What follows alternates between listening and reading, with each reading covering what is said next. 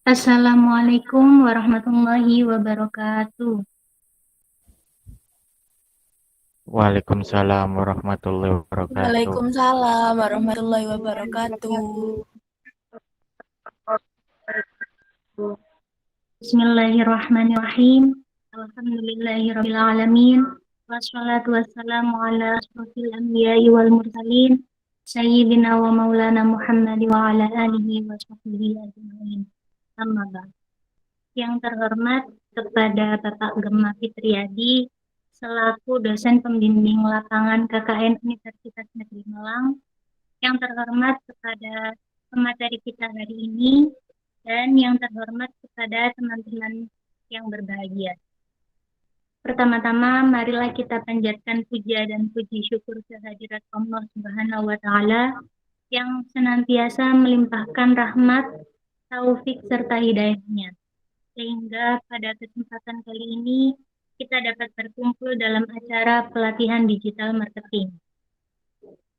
Sholawat serta salam semoga tetap tercurahkan kepada junjungan Nabi kita, Nabi Muhammad SAW, karena berkat beliaulah kita dapat menikmati kehidupan yang penuh dengan kemuliaan. Terima kasih kepada teman-teman Karang Taruna dan IPPNU, serta teman-teman KKN Universitas Negeri Malang atas kehadirannya pada acara pelatihan digital marketing. Untuk mengawali acara pelatihan digital marketing kali ini, mari kita awali dengan membaca basmalah agar acara dapat berjalan dengan lancar. Di sini saya sebagai MC akan memandu acara pelatihan digital marketing. Untuk teman-teman, selamat datang di pelatihan digital marketing. Dan selanjutnya pemaparan materi akan disampaikan oleh Clara Data Putri Budiarsi mengenai kewirausahaan dalam masa pandemi. Kepada yang bertugas kami persilahkan.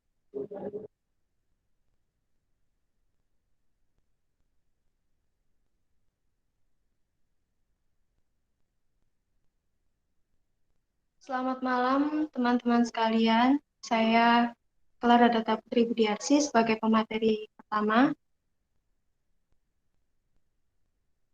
yang akan mengisi seputar kewirausahaan dan digital marketing. Materi pertama yaitu berwirausaha di era pandemi.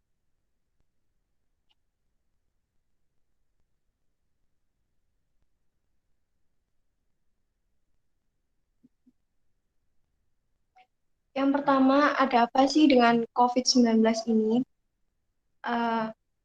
Karena adanya pandemi saat ini, banyak orang yang merasa takut untuk keluar rumah dan khawatir dengan masalah keuangannya. Karena kan pada era COVID ini banyak perusahaan yang mem-PHK karyawannya, sehingga banyak masyarakat yang merasa, atau ya bukan merasa sih, memang karena di era COVID ini akhirnya banyak orang yang memiliki masalah dengan keuangannya. Selanjutnya itu pertemuan antar orang menjadi terbatas karena memang untuk memutus rantai virus COVID-19 ini. Selanjutnya itu perilaku masyarakat yang berubah dari biasanya. Berubah dari biasanya itu kenapa? Yang biasanya mereka berkumpul, bekerja sama, karena dengan adanya COVID ini, pembatasan pertemuan antar orang itu tadi. Jadi perilaku masyarakat yang bekerja sama atau gotong royong atau melakukan pertemuan bisnis itu menjadi terhambat. Next.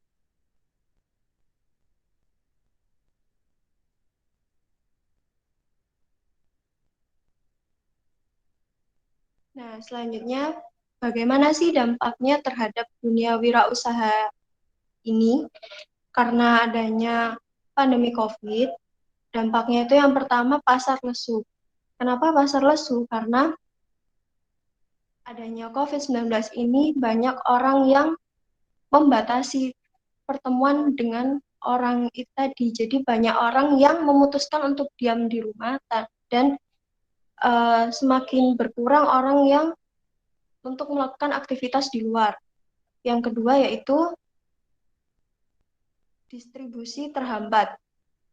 Karena adanya pembatasan program pemerintah untuk memutus rantai COVID-19 ini, distribusi pun terhambat, distribusi produk, distribusi jasa, itu banyak yang terhambat. Selanjutnya yang ketiga yaitu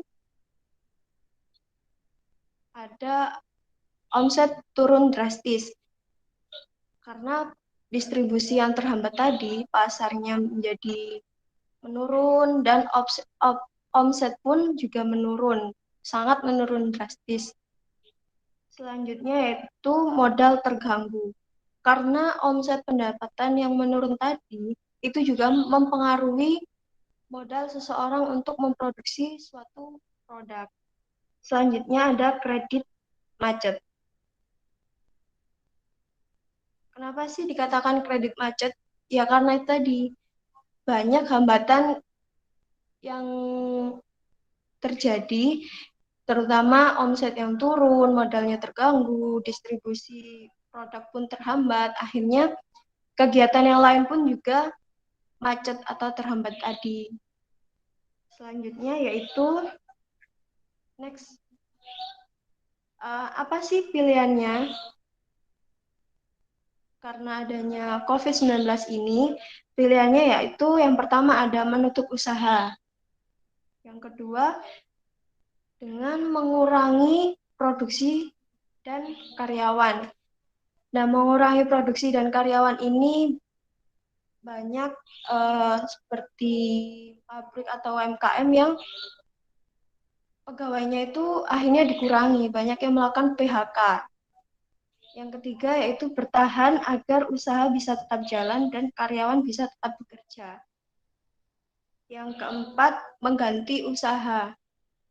Jadi dari usaha yang pertama, misalkan memang harus berhenti, tetapi karena misalkan berhenti, kan tidak ada pemasukan. Nah, itu bisa diganti dengan usaha yang lain. Yang terakhir yaitu memilih menutup usaha, kemudian bekerja di tempat yang lain. Jadi harus mengalah untuk menutup usahanya dan mencari pekerjaan di tempat lain. Next.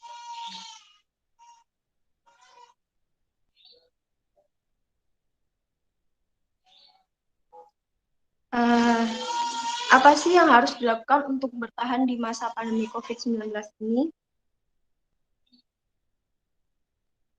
Next. Hal yang dilakukan untuk bertahan di masa pandemi yang pertama yaitu membangun kekuatan tim dengan beradaptasi secara cepat, mungkin dengan cara membangun kekuatan tim agar menjadi tetap solid.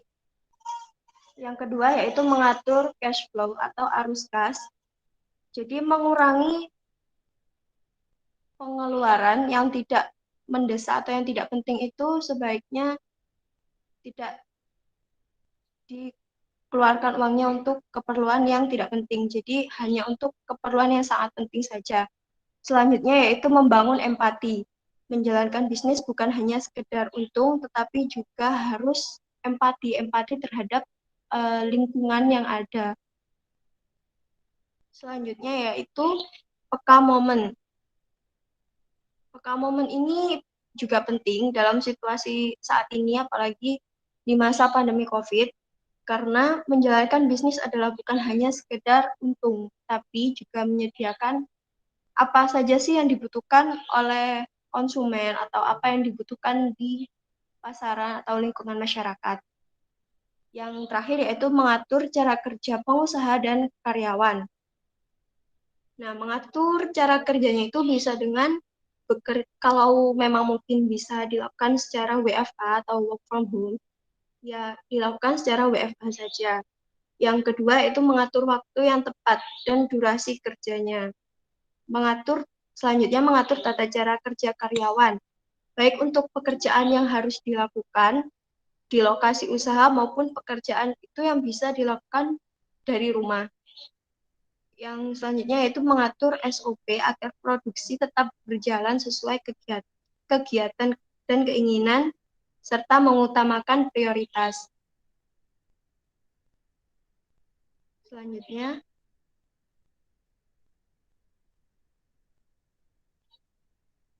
nah, karena di masa pandemi COVID seperti ini kan pasti modal juga menipis.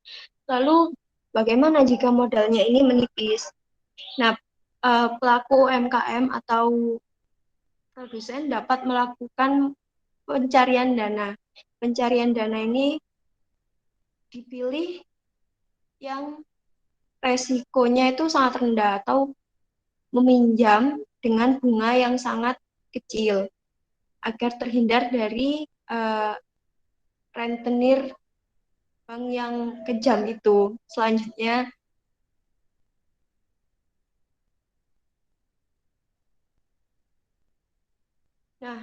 selanjutnya yaitu sumber permodalan. Sumber permodalan ini yang pertama pendanaan dari bank dengan bunga yang rendah tadi.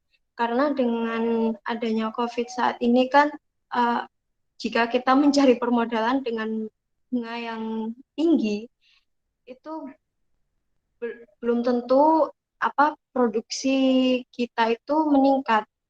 Karena survei itu saya sudah survei beberapa itu banyak yang mengalami penurunan. Jadi sebisa mungkin itu pendanaan banknya itu dengan bunga yang rendah.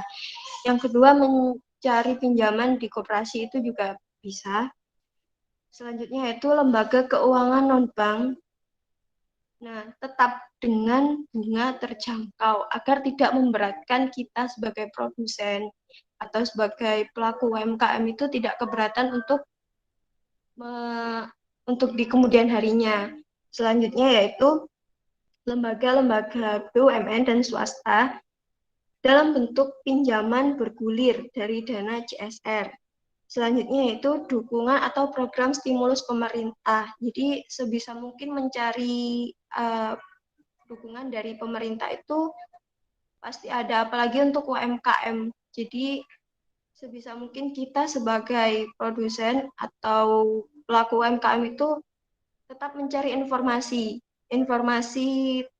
program stimulus pemerintah untuk mendanai kita sebagai produsen. Selanjutnya,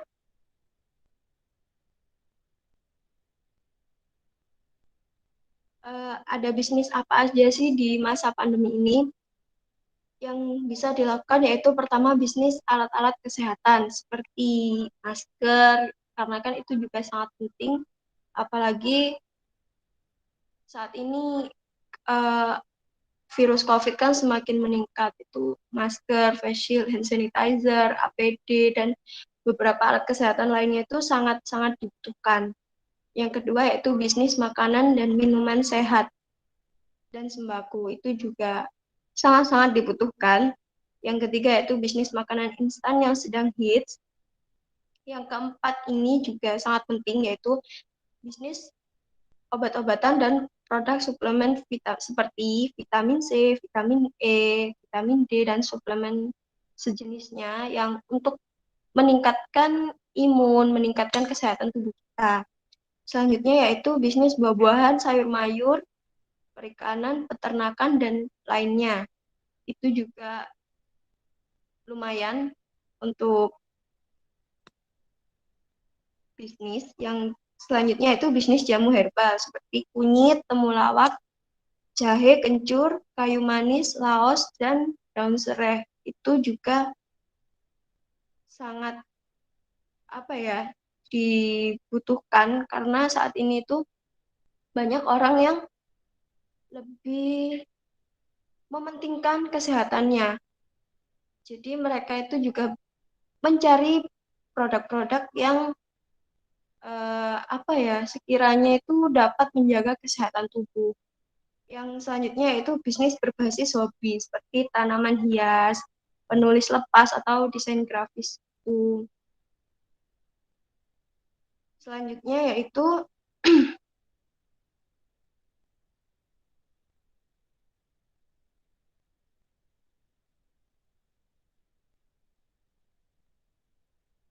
Selanjutnya ada strategi marketing yang baru. Jadi yang pertama itu kita harus menjaga relasi, memperbanyak relasi, mencari informasi itu dengan menjaga hubungan yang baik dengan konsumen.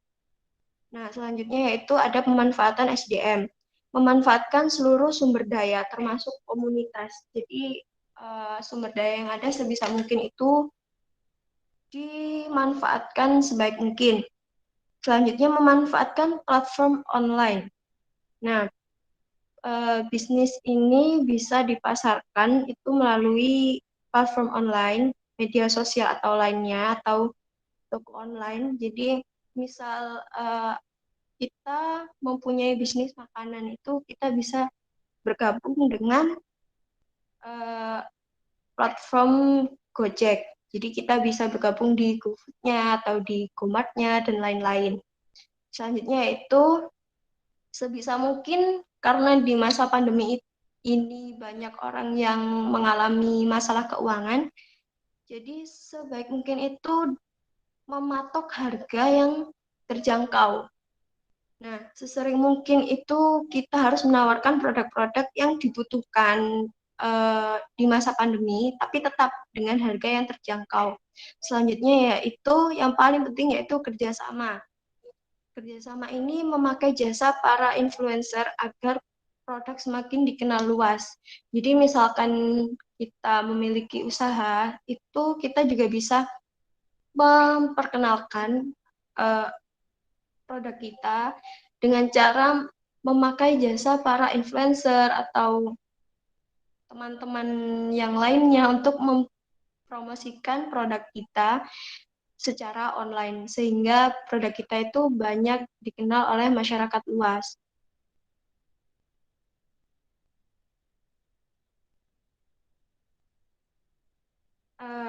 Selanjutnya masuk kepada materi kedua yaitu digital marketing sebagai tombak pemasaran. Digital marketing ini sebagai tombak pemasaran yang saat ini lagi hits atau yang paling mudah dilakukan yaitu pemasaran secara online. Nah, aplikasi atau platform apa aja yang digunakan dan trik yang dapat digunakan untuk pemasaran online atau memasarkan produk kita secara online. Nah, yang pertama itu kita bisa menggunakan Instagram. Instagram saat ini sangat-sangat aplikasi yang sangat booming dan banyak sekali dari kaum masyarakat itu mulai umur yang belasan, yang remaja, dewasa hingga yang tua pun saya rasa banyak yang memiliki atau yang memakai aplikasi Instagram ini. Yang kedua itu karena apa? Low budget. Low budget ini sangat sangat murah bahkan gratis bagi kita pemula usaha ini. Lalu data-data di Instagram itu juga sangat akurat. Sangat akurat ini bisa dicek di Insight. Jadi di Insight itu kita bisa lihat kira-kira berapa persen orang yang melihat atau mengunjungi Instagram kita. Jadi misalkan usianya itu berapa persen cowok atau cewek yang mengunjungi Instagram kita, terus ada rentang usianya, dari wilayah mana saja itu juga ada. Terus selanjutnya yaitu kita membuat snapgram atau membuat feed di Instagram kita dengan caption yang menarik, serta foto produknya itu juga harus menarik.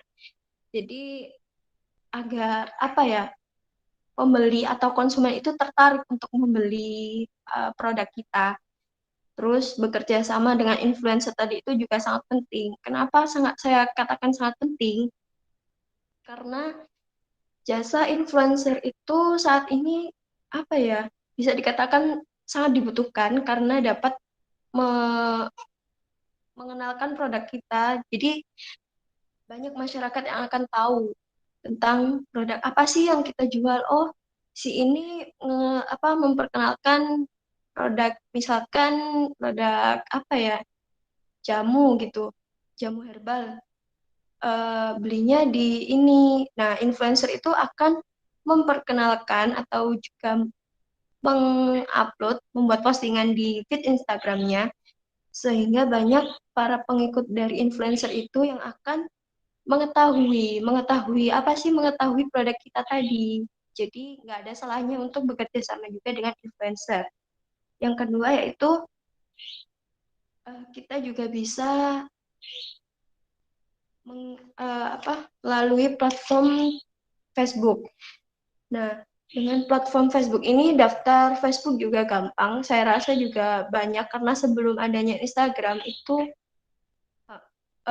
Facebook itu sangat membooming.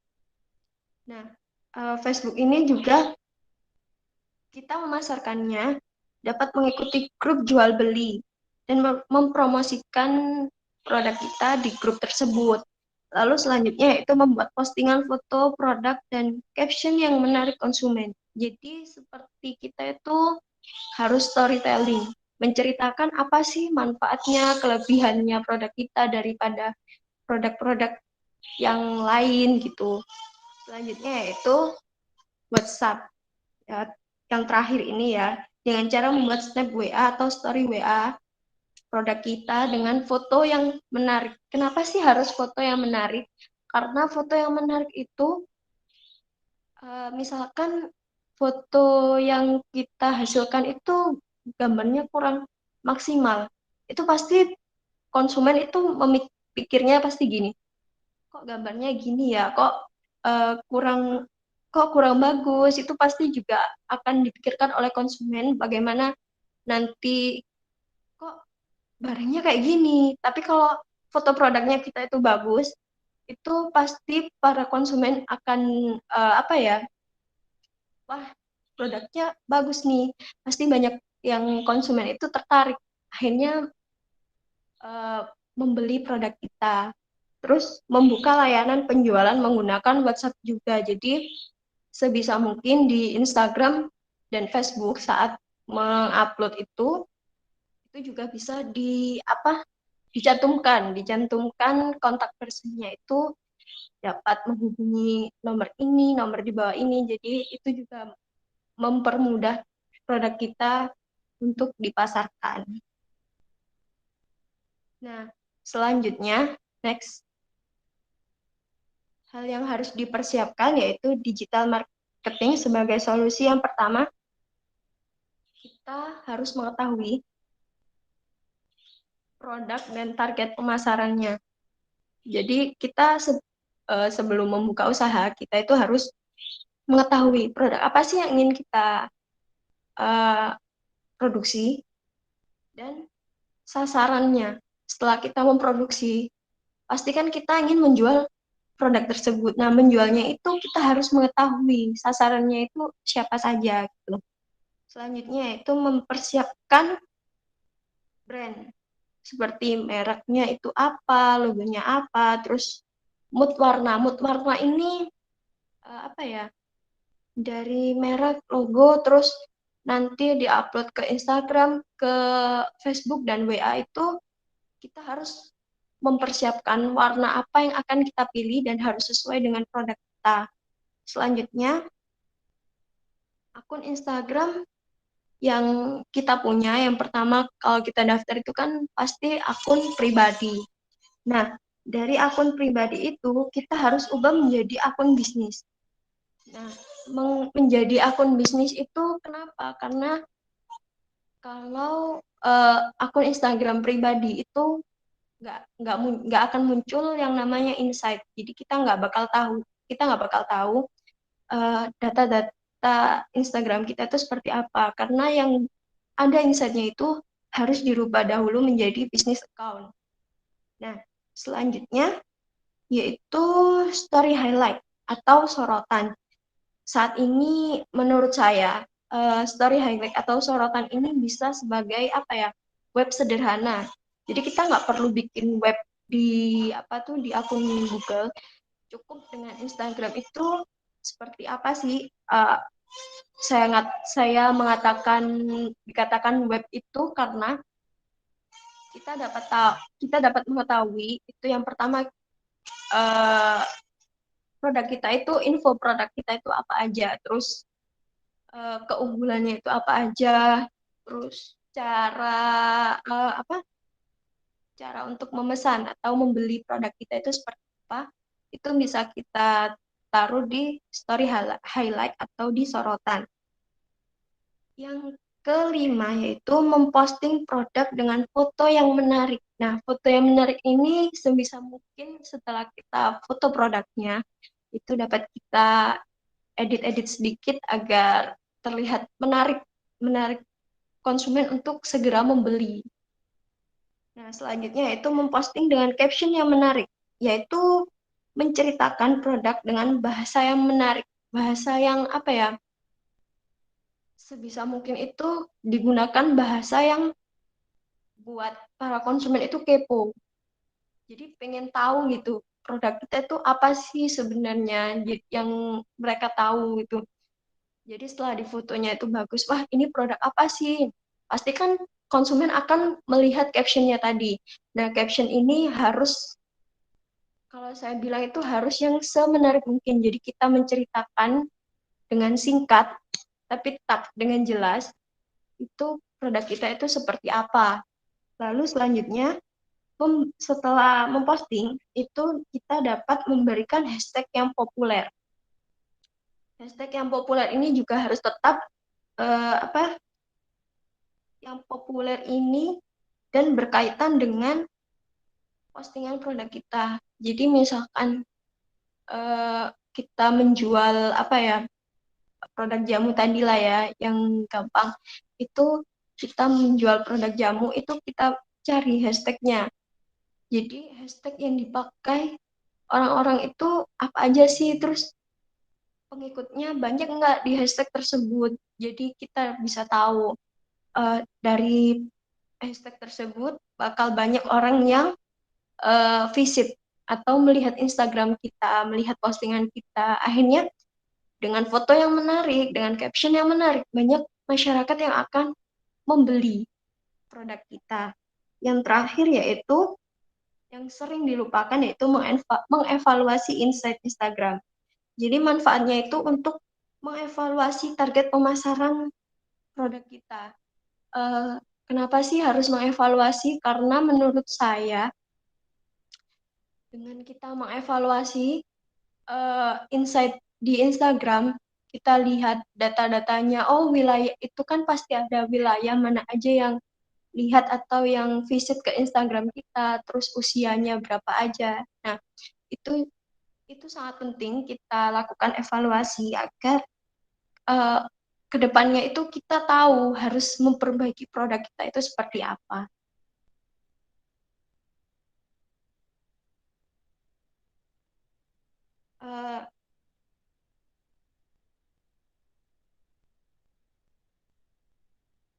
Selanjutnya, karena ini sepertinya yang share screen keluar ya. Maaf moderator.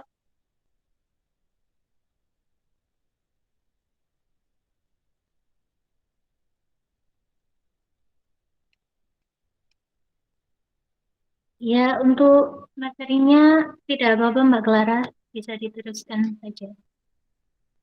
Oh ya, baik. Ini cuman kata-kata motivasi aja kok. Jadi cuman sedikit. Ini udah terakhir kok. Jadi yang terakhir itu setelah kita merencanakan mulai dari awal itu kita mau produksi apa, terus pemasarannya itu seperti apa.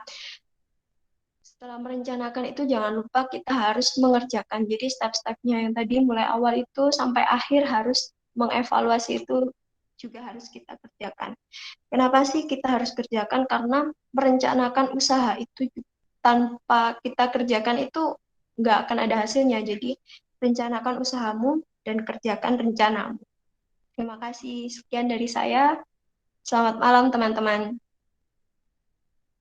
Saya kembalikan kepada MC.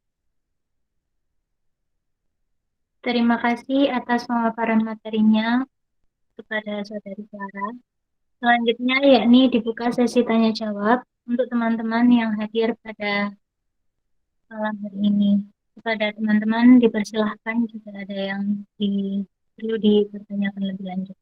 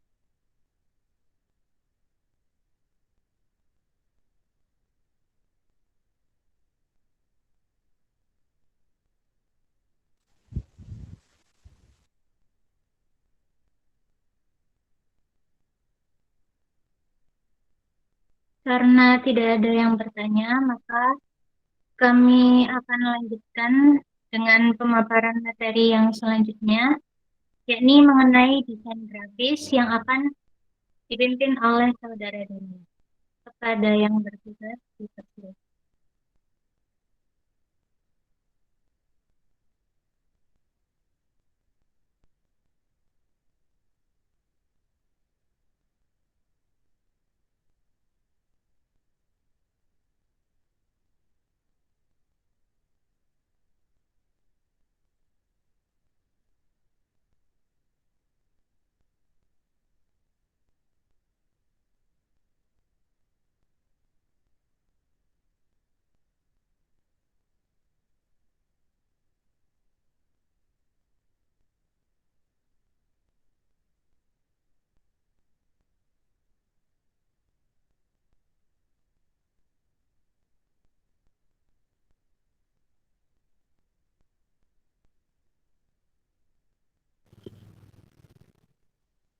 Ya, Assalamualaikum warahmatullahi wabarakatuh.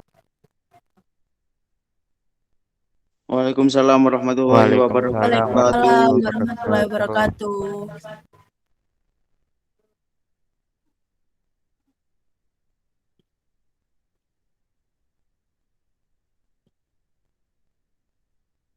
Nah, di sini saya menjadi pemateri untuk bagian desain. Nah, di desain ini untuk apa ya? Memudahkan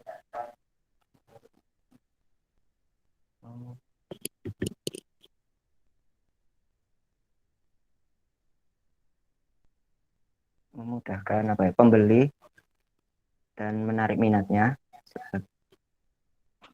setelah melihat desain-desain itu.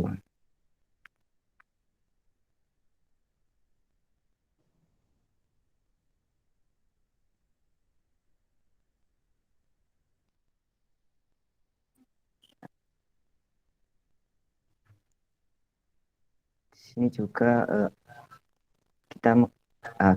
saya akan mengajarkan untuk menggunakan Canva, di mana Canva itu adalah platform desain online dan juga mobile yang gratis.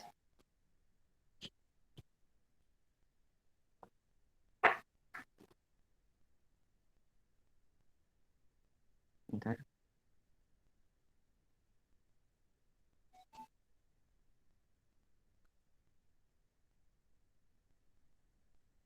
Nah, ini penampakan aplikasinya Canva.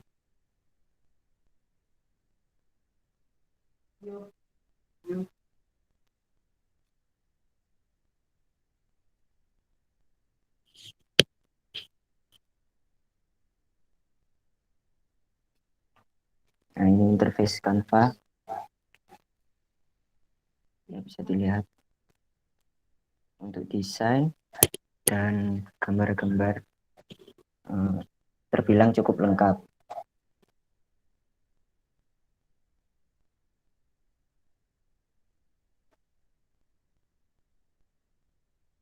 Ada untuk sosial media, presentasi, cetak, juga video. Nah, di sini saya akan membahas yang desain sosial medianya.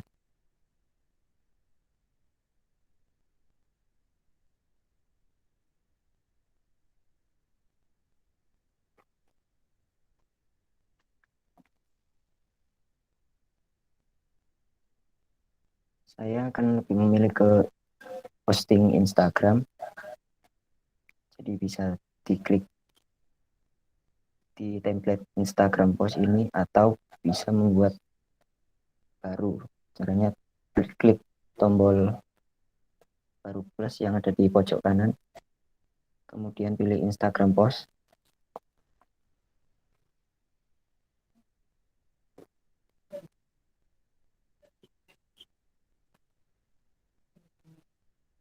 Ini bisa menambahkan template untuk desainnya ataupun elemen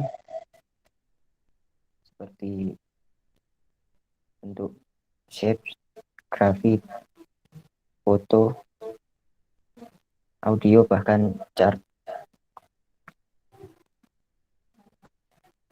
Atau bisa juga menambah dari foto di galeri seperti ini.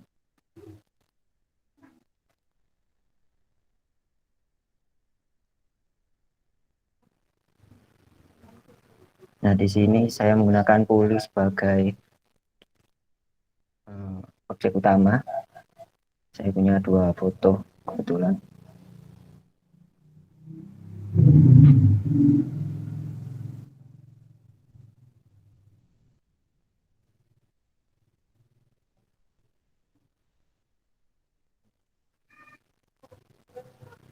Nah, letaknya bisa dikreasikan sesuai imajinasi.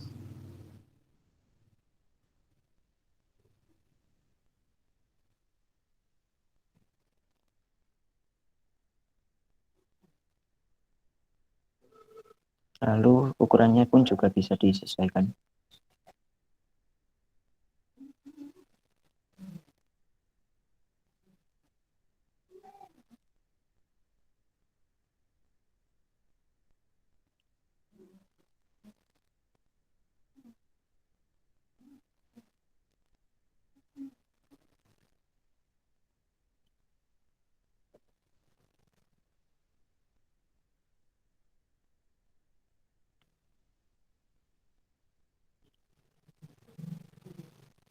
Kemudian saya tambahkan elemen bentuk kotak.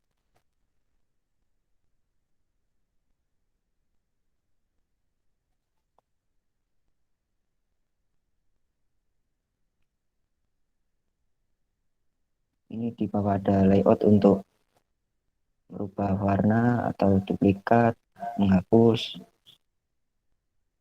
berubah menjadi animasi, dan transparan, posisi, dan kunci. Nah, karena ini letaknya di depan dari objek, maka dipindah ke belakang.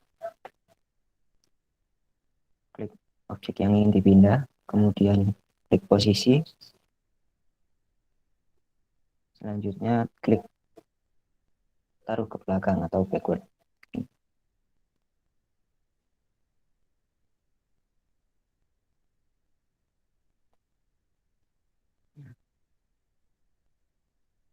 Warnanya tadi juga bisa diganti.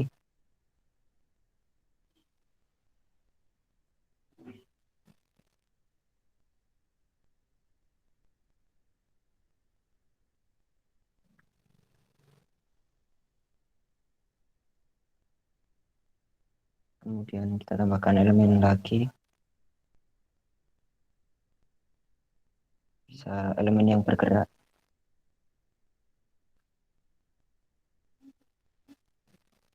Kita kecilkan. Diletakkan di bareng.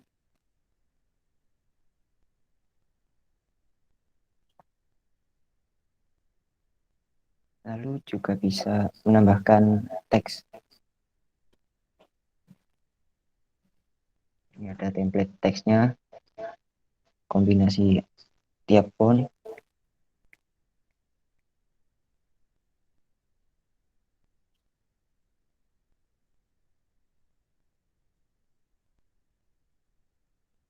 Untuk kombinasi font yang ini.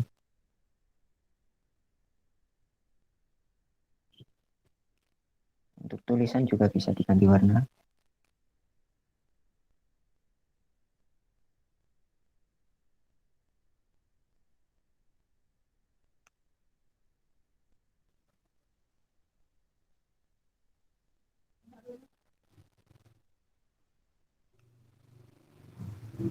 Ini color.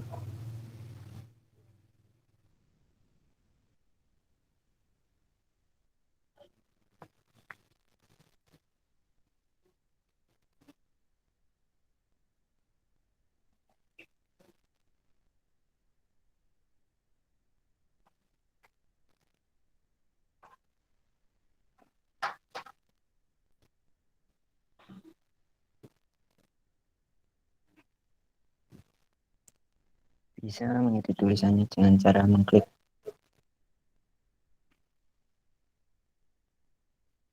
edit.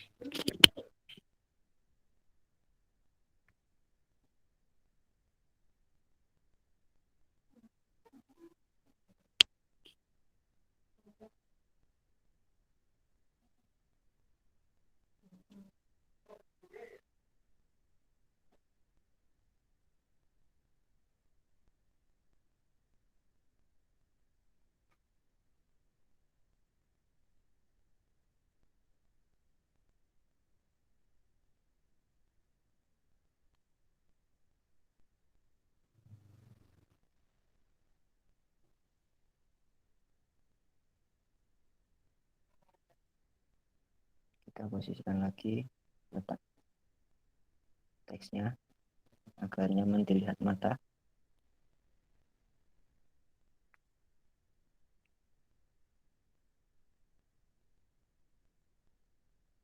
Jika ingin menambahkan atribut lain, ya seperti tadi caranya, bisa ke elemen, pilih objek yang ingin ditambahkan.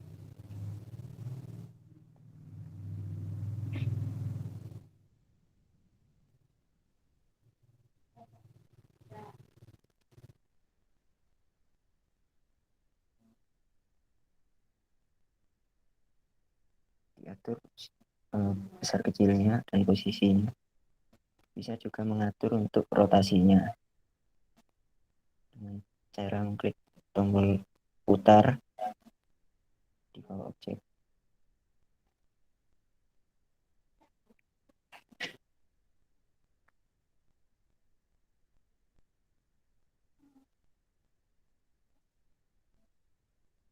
Nah, setelah sudah jadi seperti ini, bisa disimpan.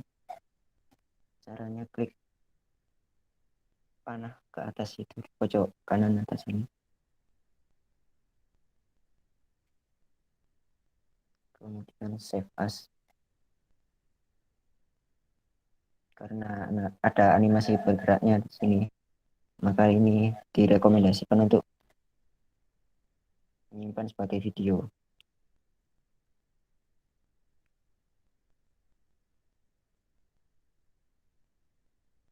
Tinggal klik download.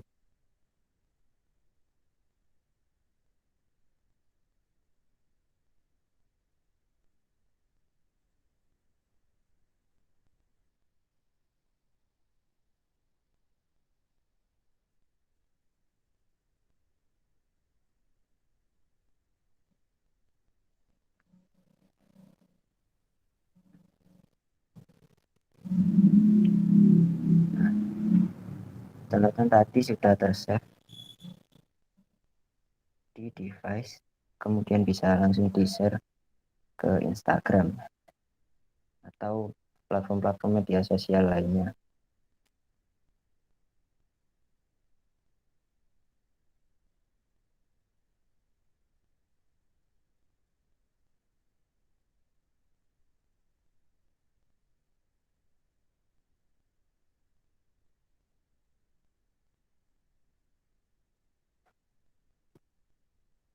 Ya, sekian cara mendesain untuk HP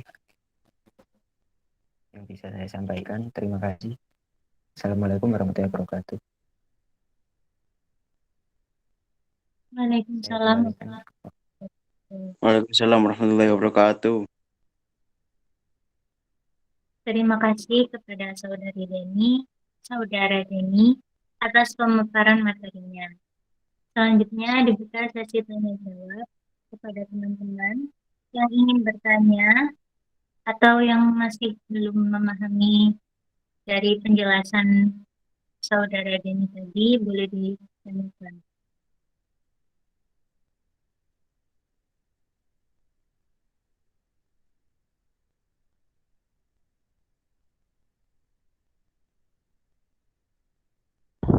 Saya Kak,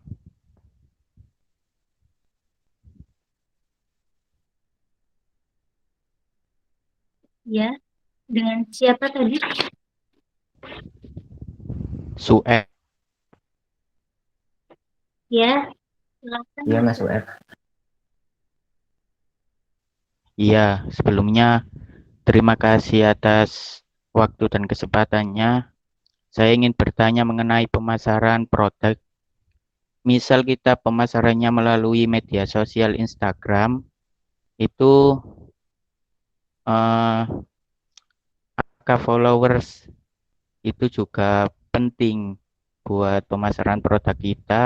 Kalau misalkan penting, itu bagaimana cara kita supaya cepat mendapatkan followers yang banyak. Begitu. Terima kasih.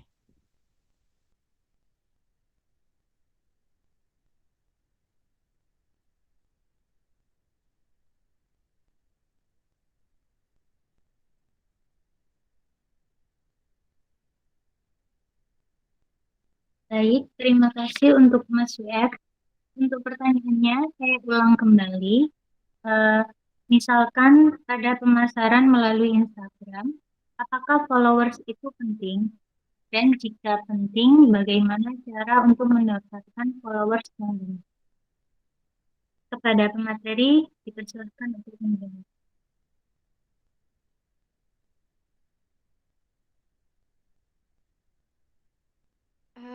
Baik, pertanyaannya tadi, bagaimana cara menambah followers kita jika followersnya masih sedikit kan Mas ya? Iya, Kak. Soalnya masih awal. Oh iya, karena masih awal itu bisa pertama kita share atau kita share link Instagram kita itu ke teman-teman dekat kita, ke sahabat-sahabat, ke orang terdekat dulu lah, nggak apa-apa. Untuk diminta bantuannya, follow dong akun Instagram jualan aku, bisa kayak gitu. Terus uh, selanjutnya bisa memakai tadi jasa influencer. Kenapa saya katakan bisa memakai jasa para influencer? Itu juga bisa menambah, karena kan influencernya memperkenalkan produk kita, itu juga mencantumkan nama Instagram kita. Nah, dengan mencantumkan nama Instagram kita, followersnya influencer itu, pasti kan followers influencer itu rata-rata puluhan ribu ya.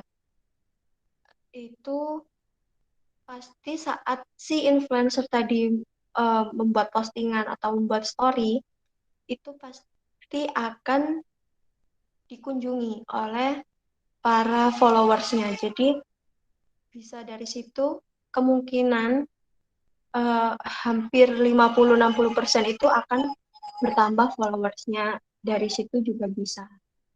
Yang terpenting yang awal itu bisa kita sharing Instagram kita ngasih tahu ke teman-teman kita, ke saudara-saudara kita, pokoknya ke orang terdekat kita lah, orang di lingkungan kita untuk tolong dong follow, lihat-lihat dulu siapa tahu cocok sama produk saya, bisa kayak gitu Mas. Mungkin dari saya seperti itu.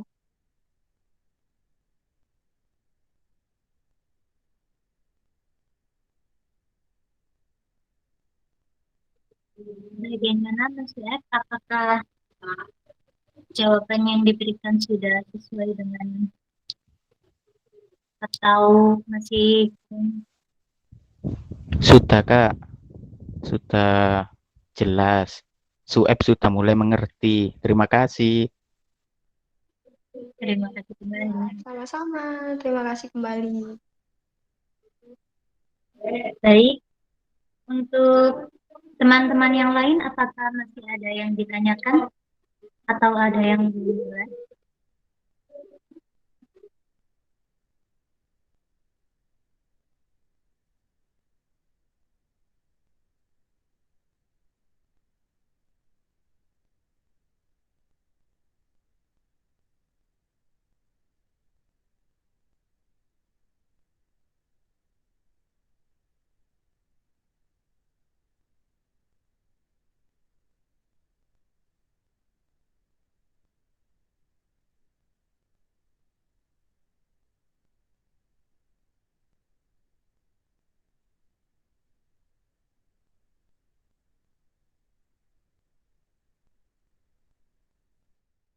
Baik, jika tidak ada, saya akan memberikan kesimpulan terkait dengan pertanyaan dari teman-teman barusan, yaitu jika melakukan pemasaran melalui Instagram, apakah dengan adanya followers itu bisa membuat produk kita itu bisa terjual, dan jika iya, bagaimanakah cara untuk mendapatkan atau menambah followers tersebut? Nah, dari pemateri saudari Clara barusan menjawab yang pertama, yaitu dengan meng-share atau mengkopikan link dari Instagram kita ke kerabat terdekat kita untuk memfollow-nya. Dan yang kedua, yakni memakai jasa para influencer, karena followers dari influencer tersebut juga cukup banyak, dan biasanya juga mereka sebagai followers biasanya akan melihat produk-produk apa saja yang dipakai oleh influencer tersebut. Tak terasa kita sudah sampai di penghujung acara. Sebelum acara ini kita tutup, saya selaku MC memohon maaf yang sebesar-besarnya apabila ada tutur kata yang kurang berkenan di hati teman-teman. Mohon untuk dimaafkan. Sekian dari kami. Wassalamualaikum warahmatullahi wabarakatuh. Waalaikumsalam Waalaikumsalam warahmatullahi wabarakatuh. Waalaikumsalam warahmatullahi wabarakatuh. Terima kasih, Kak. Terima kasih.